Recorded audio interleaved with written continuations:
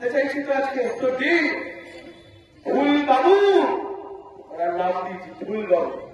উনি দুই ফুলে আছে, উনি জোড়া ফুলেও আছে, উনি পদ্ম ফুলেও আছে। উত্তর দিন ফুল বাবু, এই যে এতদিন ধরে বললেন ভাইপোকে 10 থেকে জেল খাটাবো, জেল খাটাবো। পিসিআর ভাইপো তো ড্যাং ড্যাং করে বাইরে ঘুরে বেড়াচ্ছে। কেন ইডি আর সিবিআই পিসিআর ভাইপোকে জেলে তুললো না? কেন পিসিআর ভাইপোকে ইডি জেলে তুললো না? দিল্লির মুখ্যমন্ত্রী জেলে চলে গেল।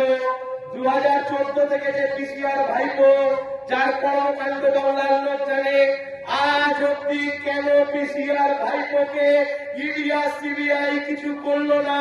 তার কারণ শুভেন্দু বাবু আপনিও জানেন, কোলাঘাট থেকে আপনি যতই সায়ন বাবু করে চেল্লান, আপনিও জানেন দিল্লির বিজেপির নেতারা মমতা ব্যানার্জির মাথায় হাত রেখে দিয়েছে।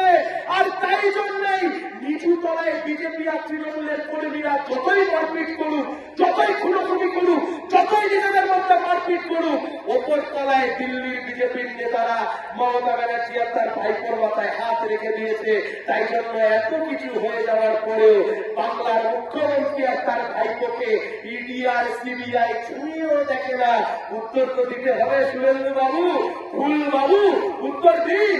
এই যে বলেছিলেন একের পর এক তারিখ, ওই তারিখে ওই হবে, সেই তারিখে তাই হবে, ওই তারিখে ওই হবে, তারিখ পে তারিখ, তারিখ পে তারিখ। শুভেন্দু বাবু একের পর এক তারিখ চলে গেল, কিন্তু কেউ তো জেলে গেল না।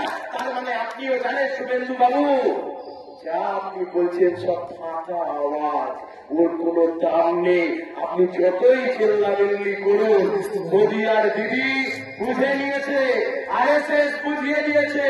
দিল্লিতে মোদি আর কলকাতায় দিদি, প্রধানমন্ত্রী মোদি, মুখ্যমন্ত্রী দিদি।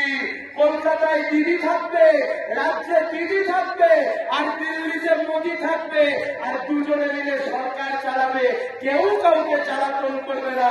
শুভেন্দু বাবু আপনি যত খুশি চেল্লান, আপনি যত খুশি চেল্লান, এই নির্বাচনে সিপিআইএম ড্যাং ড্যাং করে জিতবে।